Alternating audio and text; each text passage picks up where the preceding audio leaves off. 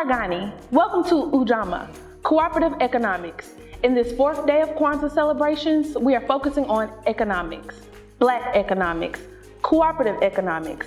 If we have not and do not already, we will be intentional about where we start our businesses, where we spend our money, and how we support other Black businesses. I hope that after today's celebration, that you are motivated to use your talents to create revenue to start your own businesses, that you post, tell 3 friends, and share about a Black business that you just learned about, and that you go out today and financially support at least 2 Black businesses. Invite your friends, your family, community, current business owners, and future entrepreneurs to join in the Ujamaa celebrations. Today, we assess our circumstances and recommit ourselves to working and building our own shops and other businesses to profit our community.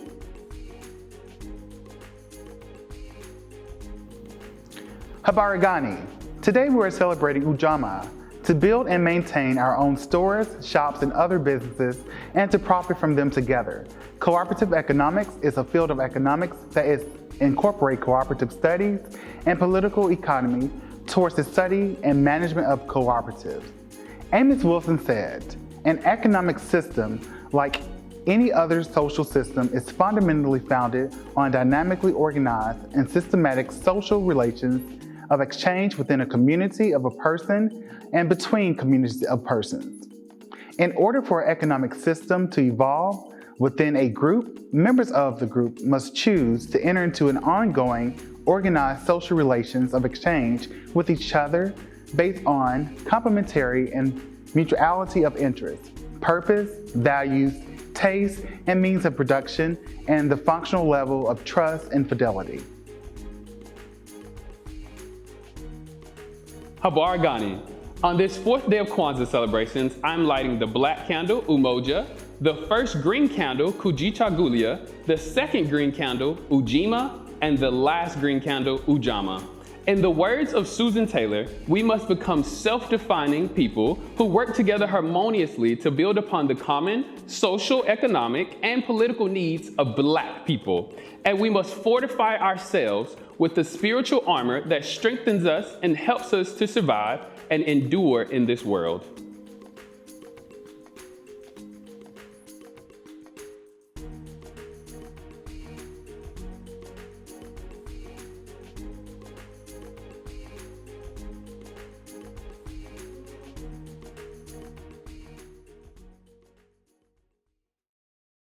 You know, arguably right now, it's never been a better time to start a business. You know, right now you can start a business, whether it's a sneaker cleaning business, whether it's an apparel company. You know, there are a lot of different ways that you can get started in business. One of the things that I recommend is that you find a partner to go into business with.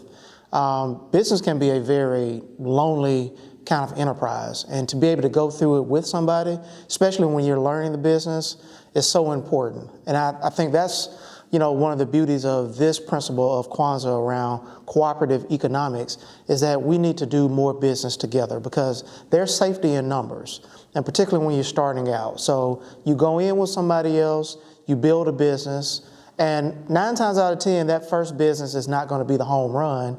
And then maybe you leave and partner with somebody else, and then you go into business together on your next business. Then there may come a time where you want to go and be what we call a solo entrepreneur, a solopreneur. But I think it's hard to be going into business with somebody else. And then once you go into business with somebody else, make sure that you're doing business with other people who are in your particular community. So who are you buying your products and supplies from? If you have a sneaker cleaning business, is there somebody that actually produces the materials that you need for your business? Or if it's an apparel company where you're doing the printing, can you find maybe another Black-owned business where you actually buy your t-shirts, hoodies, and things like that? That way you can circulate the money in your community, and one business helps the other business. So as an illustration of cooperative economics, you know, I've had several businesses over the years, and every one of the businesses that I've started with other people. The very first business I started was a gumball machine business. I was working part-time at a shoe store. Me and the assistant manager was in the store one day. A guy comes in, he empties the gumballs out of the machine, he goes back in the back, he writes a check, and then he leaves. And that's when I learned that he pays a certain percentage of whatever his gumball machines make. And he made $120 off of 2 gumball machines in the course of just a few weeks. And so that's when the light bulb went off to me, is that, wow, like, I can be in business. And so me and the assistant manager talked. We decided that we wanted to start a business together, because I didn't know what I was doing, he didn't know what he was doing, but together we could figure it out. From that, we started another business. We started a production company where we started doing step shows. So we started doing the annual spring break step off back in the mid-90s. And that was a business that we did for about 5 years. And it was fun, and it was great being able to do that with somebody else. My best friend and I started a commercial cleaning franchise, and we did that business together. And then my wife and I started a real estate company. And so at every stage, I found somebody else to cooperate with in order to do business, because it's really all about teamwork. It's really hard for one person to be great at everything. Not everybody can be LeBron James or Irvin Magic Johnson and being able to play every position on the floor. Oftentimes you need somebody that can specialize in one area and somebody else that can specialize in something that can complement other aspects of the team. So that's why, if you're a student, I encourage you. Everybody wants to do their own thing, and that's great, but find somebody else that you can partner with, particularly as you're learning the business, and I think you can go far.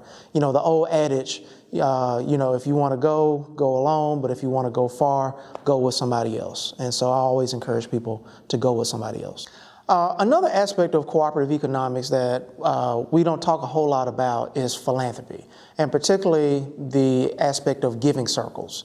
And if you've never heard of giving circles, I encourage you to do some research on it.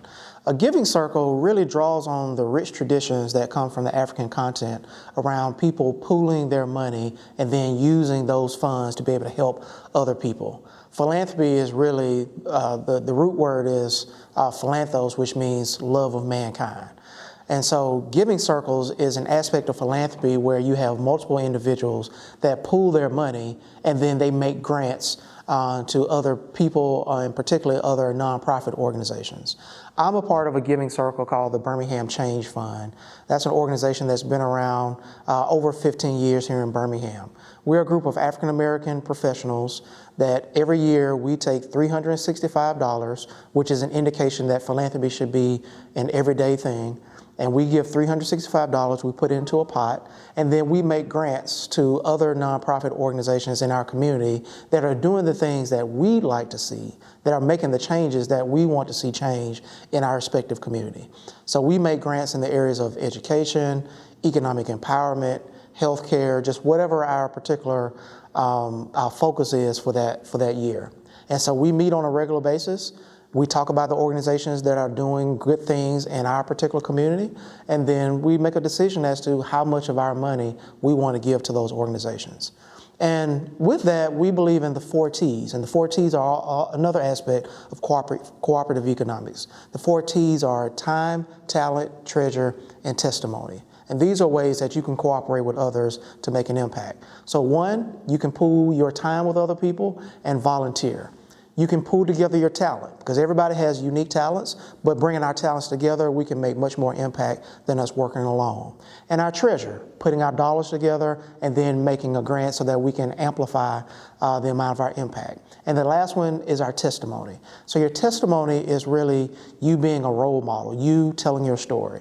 In the same way I tell my story about how I started in business, somebody needs to hear that. And by somebody hearing my story and the story of the people who I cooperate with, that can go a long way with inspiring the next generation to do not only what we did in the previous generation, but to go even beyond that.